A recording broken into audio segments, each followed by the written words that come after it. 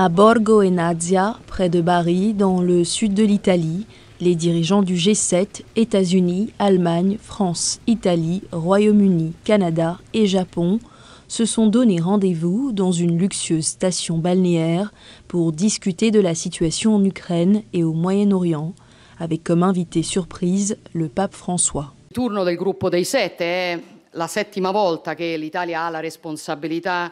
C'est la 7e fois que l'Italie a la responsabilité de diriger ce forum, qui fêtera ses 50 ans en 2025.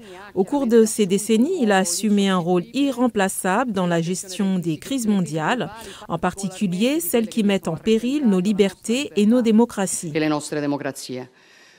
Moins d'une heure après l'arrivée du président ukrainien Volodymyr Zelensky au sommet du G7, la Maison-Blanche a confirmé avoir trouvé un accord politique sur l'utilisation des avoirs russes gelés pour débloquer 50 milliards de dollars en faveur de l'Ukraine. Autre sujet sensible pour Washington et ses alliés du G7, les tensions avec la Chine, soutien de Moscou et dont Américains et Européens dénoncent les surcapacités industrielles qui inondent leur marché de produits subventionnés à bas prix.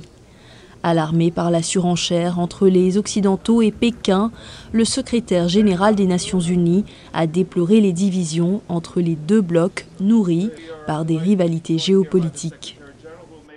My message is very clear. This is a critical time. Mon message est très clair. Nous vivons une période critique. Nous sommes confrontés à de profonds défis mondiaux sur de multiples fronts et les dirigeants du G7 ont une responsabilité particulière.